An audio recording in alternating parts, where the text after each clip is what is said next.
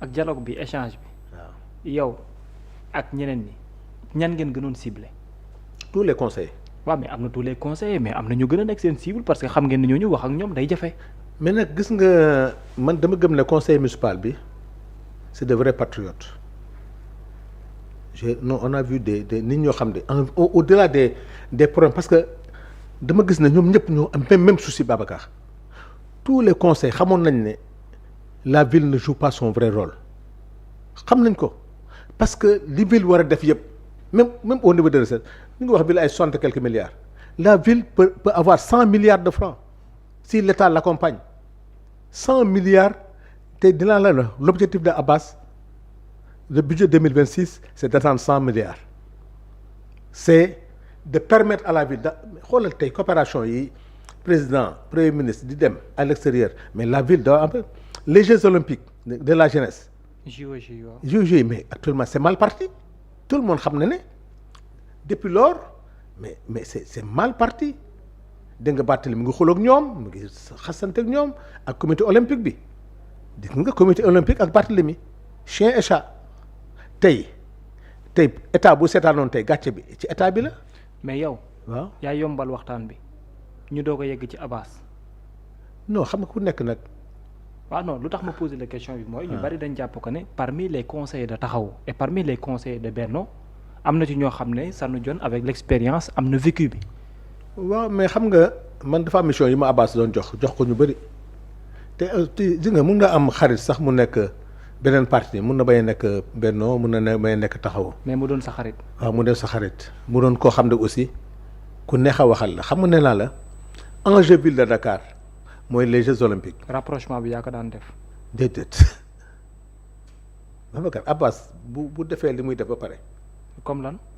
mais c'est-à-dire bu waxtaanee ak conseil parce que Abbas dafa nekkoon ci biir conseil municipal. mais Abbas est-ce que du xalaat ne risque lay doon jékki-jékki rek dugg ci benn conseil nii pour waxtaan ak moom dina wut koo xamante nii.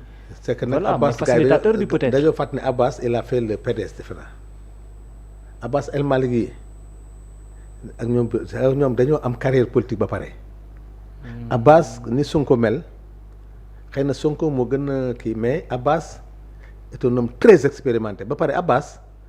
dafa nekkoon premier adjoint au maire yàlla def ko aussi wax dëgg yàlla ci biir conseil municipal bi moo ci ay xarit Abbas bi crise bi am yëpp fexe na ba conseil bi amu ci kenn problème. xaar ma yàlla ba même quand il était ministre quand il était député il avait de très bonnes relations même bi mu nekkee ci gouvernement bi nii y avait des conseillers municipaux yoo xam ne ñu ngi woon ci conseil municipal bi bu ñu amee ay problème avec état Abbas ñu seet ci Abbas parce que Abbas dafa ne nit koo xam ne. même Abbas bi nekk assemblée gis nga xeex bi li muy métti yëpp ci biir waa Benno yi ñu ngi may dégg ñu ci bëri ay xaritam lañu je prends l'exemple de Abo Mbacké Thiam il est du PDS. il est très cool. très poli Abbas fait partie Abo fait partie des meilleurs amis de Abbas Fall te xam nga Abo des meilleurs amis de Abbas Fall. am na ñenn ñoo xam ne boo waxee seen tur ñu ciblé leen mais il avait des Abbas gëm naa ne sax li mu am xarit ci ñenn ñi. tellement même kii gaañu ni ndeysaan yàlla na ko yàlla yërëm muy Fanta. soxna Fanta xaritam la woon. xaritam la gis nga la femme la bi nekk député nii kooku xaritu Guy Marius Sagna la day tooñ Guy Marius Sagna ko yaay suma jëkkër donc les gens ont des rapports cordiaux. il y a des relations humaines.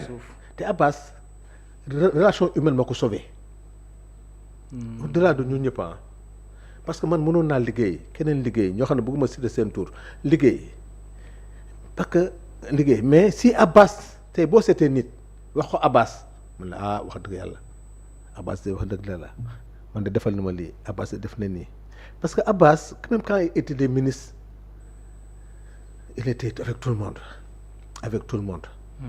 ba nii boo xoolee ba nii li mu jot ci félicitation man ñi ma gis ñu koy féliciter. am na gars yu kaas nii de mais 99% yi ñu ngi ñëw di ko féliciter. ci ñuy kaas. ah oui ma wax la lii. ñu ngi ko ñëw di ko féliciter parce que am na ci loo xam ne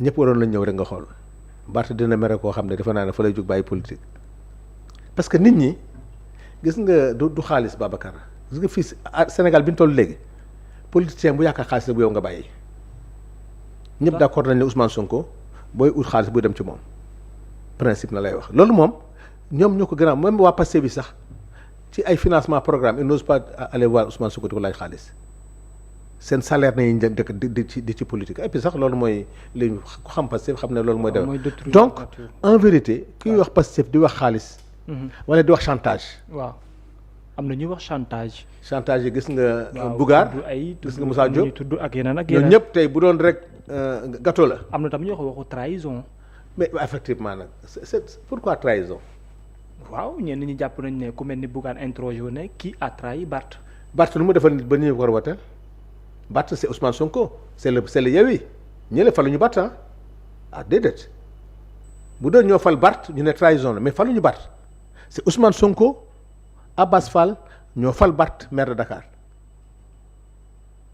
ki ngay trahir mooy ki la fal ils n'ont pas fait de Barth le maire de Dakar ils étaient contre Barthélémy Dias ils étaient ñooñu bi ñuy dem élection ils étaient dañoo amoon seen liste contre Barthélémy amul muy Barthélémy Sénégal yëpp xam nañ ne Ousmane Sonko moo imposé Barth comme candidat ville de Dakar loolu xam nga journaliste xam nañ ko loolu c'est à 24 heures na Khalifa door a accepté Soham Wardini génn moo tax may baalu àq Soham Wardini mais tey trahison mënul am parce que ñooñu di ko wax ñooñu voté lu ñu Barthélémy Bougane dafa amoon listam Bamba Fall ci moom la bokkoon ci listu Bamba Fall ci listu Bougane la mais Yewwi Askan Wi Ousmane Sonko Abbas Fall ñoo proposé Barth maire de Dakar kon trahison amul ñooñu di wax trahison déedéet ils n'ont pas ñoom dañoo fekk Ousmane proposé ko mu gagné di gouverner nag en tant que maire donc trahison bu ñu ko fi tudd trahison moom lenn kañ ngay wax Barth bi nga xam ne Ousmane Sonko moo ko fal def ko maire ak Abbas naka na dem ba parité am nga dindi Pastef poste premier adjoint bi loolu buy trahison yi di am fu loolu nañu tuddee trahison mais nit ay Bougane luy seen yoon ci falu Barthélémy ils n'y ont pas contribué Bougane fii xeex na fi ak Barthélémy fii bay dem ci yoon nit ñi nag aussi dañuy xuloo tey xëy suba bëgg a nekk ay xarit mais c'est faux il faut qu'on arrête de prendre les Sénégalais comme des demeurés tey di nga jël conseil municipal yàpp conseil municipal moo taxaw ngay xalaat di xaalis les gens ont besoin de travailler pour leur ville la ville de Dakar est en retard tout le monde le sait ku xam ne Barthélémy xeex bi mu bëgg a xeexee ville de Dakar baaxul waxuma la sax état mu ngi xeexee le comité olympique di leen teg ay wax yoo xam ne ñëpp dégg nañ ko li mu wax ci ñoom. mais gis naa beneen poste bu ma xaw a jaaxal tuuti résultat yi jàll kenn ku mel ni Madiambal def benn poste ne félicitations Khalifa Babacar Sall. waaw parce que mu ne Khalifa dafa waroon a boycotter parce que Barth a demandé que toute l'opposition boycotte te bu ñu boycottoon mooy délégation spéciale boycotter yow. c'est que da ngay dem ba finalement doo comprendre Barth dit que il croit à la justice mu def recours c'est normal ah. oui mu def recours ok ñu dem ci biir préfet ministre jël décision on convoque le conseil municipal. Tu fais un recours encore mais c'est normal léegi soo boycotté kon recours nu mu jëriñu si donc tu ne crois plus à la loi kon gëmatul sax que même l'arrêt du 18. dafa ne day boycotter parce que la date du 25 août correspondrul par rapport ak le code général des collectivités territoriales wax ci choix porté ko à un autre maire parce que c'est contradictoire moom ci li mu wax par rapport ak code bi ak article 137 bi. c'est que Barth day confondre rek am na fenn sax ma dégg mu naan L270 L260 ça n'existe pas code électoral code des collectivités locales du wax L. Barth dafa jaaxle des fois tu te poses la question parce que Barth xam na ne le recours n'est pas suspensif c'est ça la vie xam na ko. avocat am xam nañ ko. du fait que le recours n'est pas suspensif yow tu crois à ton recours le recours n'est pas suspensif mais demal élection tu crois au 18 bu Cour suprême waxee ak lu mu ti wax si tu crois à la justice de ton pays moo tax nga def recours mais dara convoqué na demal le 18 décision bu mun a génn. mais ci logique la nekk aussi ça non logique bi mënul def recours parce que d'accordul ci date ba pare demaat di participer waat ci une élection. si nag loolu mooy cohérence. ah bon parce que def nga recours mais xam nga ne le recours n'est pas suspensif xam na ko. waaw donc comme le recours n'est pas suspensif demal ba jouru recours bi bu ñu ko tranché. waaw comme que yow loolu nga gëm. même si tu vas aux élections tey ñëwal def sa élection nga wax seen nit quand même nous on s'abstient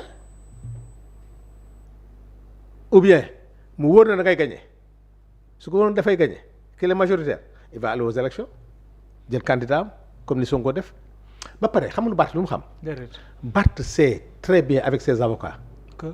que Barth mënul lii recours bi moo la gën a xam Barth day victimiser wu parce que Sénégal il faut se victimiser. Barth moo bul anticiper sax nu xamagoo le Cour suprême di doxal. yow xam nga ko.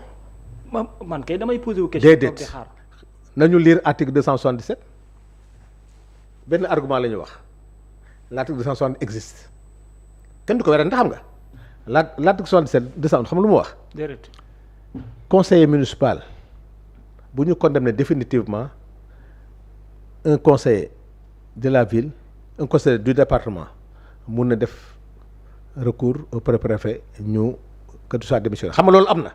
loolu moom c'est clair maintenant débat wu ñoom Barth xam nga lan la. déedéet ils disent que Barth n'est pas conseiller municipal. non on ne peut pas être maire et ne pas être conseiller municipal. parce que les dispositions. waaw ba nga xam ne booy def calcul conseiller municipal bi c'est 100. waaw tey pour nga fixer tey coefficient bi c'est sur les 100. deuxièmement dañuy wax le conseil municipal est composé du maire qui est élu au suffrage direct. des 19 maires de communes d'arrondissement. des 19 maires de communes sax wax ko donc. pour que nga mën a nekk maire sax il faut nga nekk. conseil municipal loolu mooy seen et beneen bi. dégg naa seen jour foofu nag laa jaaxle j'ai vu Mounirou qui dit que le code électoral c'est uniquement avant les élections il y a des dispositions du code électoral qui en cours de mandat statut en cours et en cours. waaw ñoom dañ ne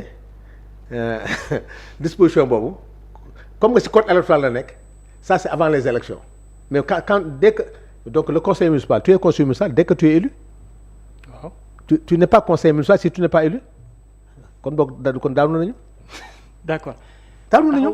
taxaw tamit pour être conseiller municipal il faut que tu sois élu tant que tu n'es pas élu kon xam nañ le code électoral élu lay waxal waxu la candidat le code aurait dit candidat ñu ne c'est avant mais quand le code te dit élu mooy ku ñu fal ba pare. mooy après élection yi. après élection donc. Mounirou avant pendant et après. Mounirou s'est trompé c'est un grand professeur nag mais bon xam naa ne day jàppale c'est normal day jàppale donc un avocat am na yoo xam ne boo faree wala nga nekk juriste il faut nga wut ay fay mais fii dafa daanu dama koy xamal ne ko professeur que moom professeur suma xarit la Mounirou quand on parle d'élu c'est après les élections quelqu'un qui n'est pas élu c'est un candidat.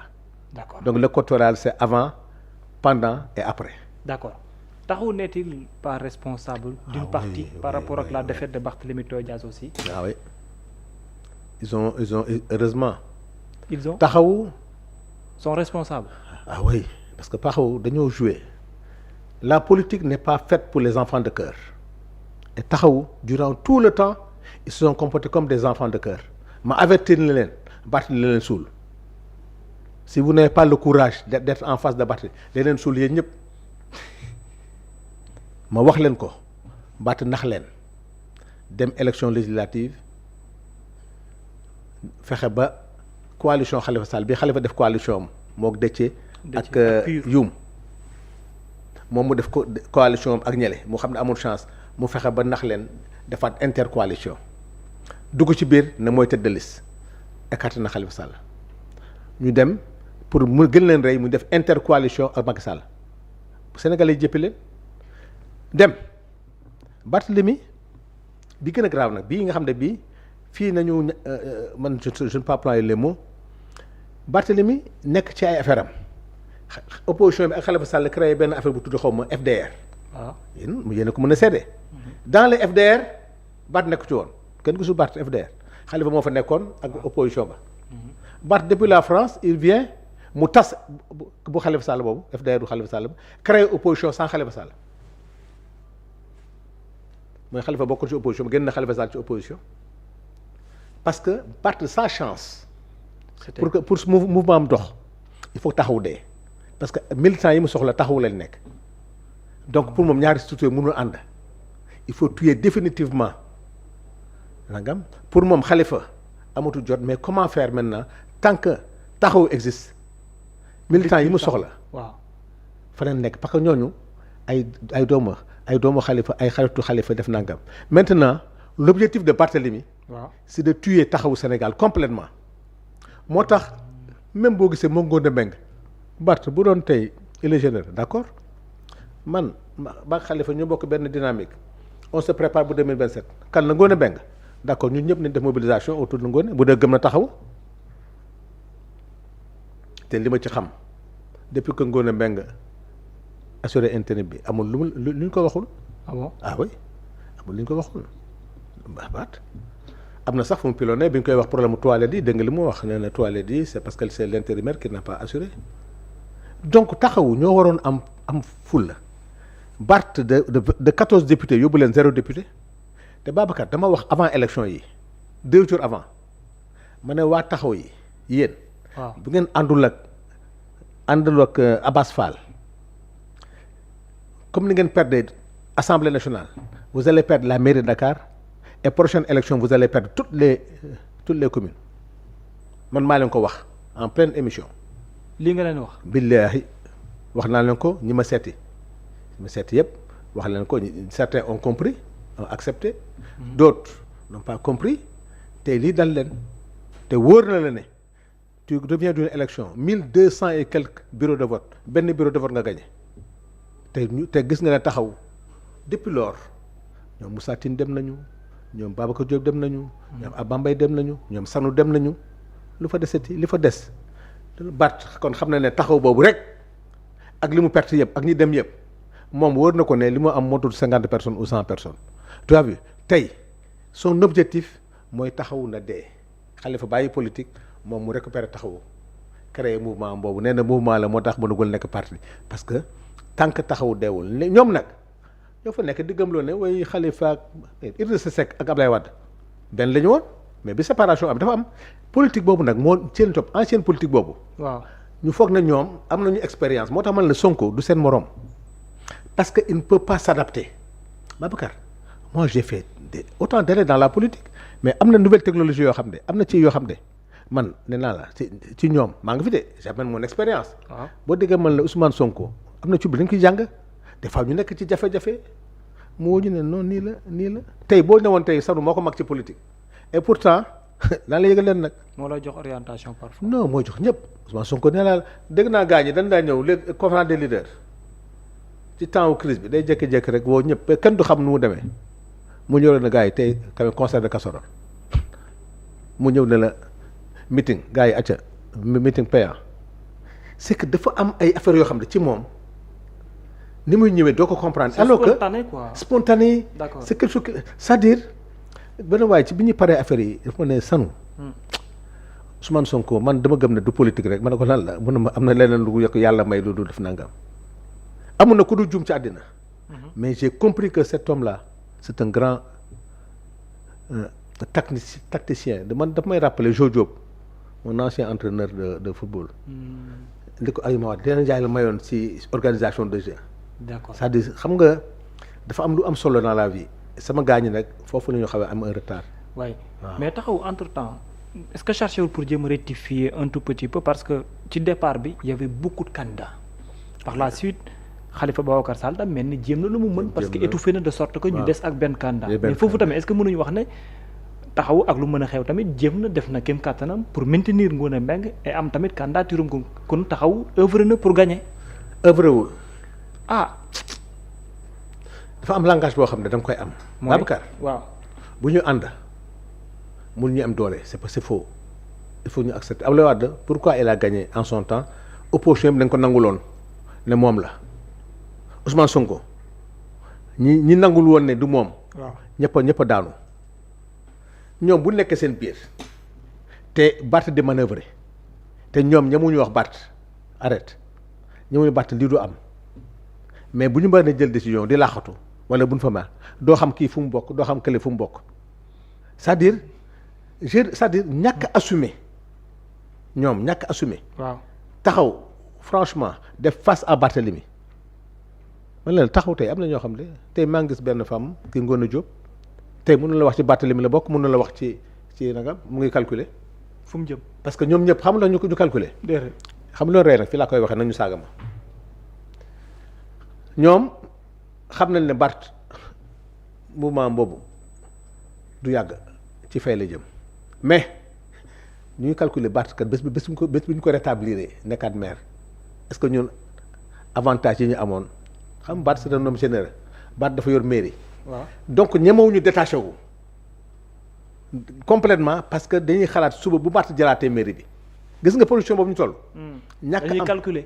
mais maa ngi gis ay ñoo xam ne ñeneen ngoon mel leen nekk suba ngoon ñu ngi gërëm Barthélemy mais comment cette histoire là alors que waa ji mu ngi lay rendi yow c'est-à-dire yow waa ji chaque jour muy def pas boo xam ne c'est pour que dootoo exister nga taxaw foofu nag di wax ne way et ma wax la beneen information. ban la il y a un groupe de taxawu Sénégal boo xam ne groupe bu njëkk ba nga xam ne boobu ñoom ñëpp la woon. ñemuñ ko tas groupe boobu ñuy wax na nga am un groupe politique mu am ay nitu Barthélemy ak ay nitu xale ba ci benn groupe loolu mu nekk alors que maintenant c'est deux entités différentes ñàkk courage boobu kenn du ñeme wax ci groupe ba parce que nit ñaa nga fa voilà xam naa ils vont dire et puis je fais ma waatal na la groupe ba. oui groupe politique ba. xanaa doo ma ne Barth mu ngi fa de. ma déggoo mal dafa la groupe ba. waaw xam nga groupe dañ ko war a supprimer normalement ko xam nga tas na. waaw parce que Yewwi Askan Wi la woon te Yewwi boobu Babacar Diop nga fa Moussa Tine nga ca ñoom Sanu Dione nga fa ñëpp nga fa. ba léegi mu ngi dox. waaw te léegi yow boo et puis les femmes c'est la même chose Aïssatou Fall mooy présidente ba mais kenn du ñeme wax ci groupe ba mais kenn ñemoo ko tas mais Barth buy réunion moom am na groupe am de xam na ko doful de. taxaw tamit war nañ am seen benn groupe bu boobu. wan groupe man de yëguma ko xëy na nekkatuma fu moo tax xëy na. waaw mais kër ma xam am fa ay nit groupe ba da ngay ñëw ñu naan ci groupe ba kat ka ñemu ci wax parce que nag mais pourquoi tu n'as pas eu le courage de dire ça ok mais man mais j'ai de meilleurs amis à taxaw mais dafa tey ñu nekk ay xarit may dem di añi seen kër wala def nangam tey bi ma soxlaa dama dem seeti leen mais pourquoi mu war a am animosité pour dire Barth dem na yoonam ok nañu tas groupe bi ku dem sa yoon. mais yow li ngay wax ne ma bëgg ko dégg mooy dafa mel ni dafa am benn peur boo xam ne nii dafa am ci ñoom seen diggante ak Barth. effectivement c'est ça mais c'est quoi le problème. pour moyen. moyen c'est-à-dire. xam nga Barth et maire Sénégal des fois teranga maa ngi gis ñoom seen bopp ñuy wax xaalis ñoom yaakaar nañ ne ku dem rek xaalis wala kii def nangam parce que nit ki mënu ma def lu ma def ñoom te li ma jaaxal ñoom bi Barth def liste député yi danañ liquider ñoom ñëpp il a liquidé tous les jeunes toutes les femmes waaw kooku nga bëgg na yow sa waay la léegi kooku am na Barth a le courage xam fi mu jëm. di ko def mais yow nga nekk fa am na koo xam ne sax non il y a des choses que je pour dire Babacar ñii c'est-à-dire malheureusement Babacar benn remords la am rek c'est la fin de leur carrière politique. mais pourquoi pluralité de candidats au sein de Taxawu.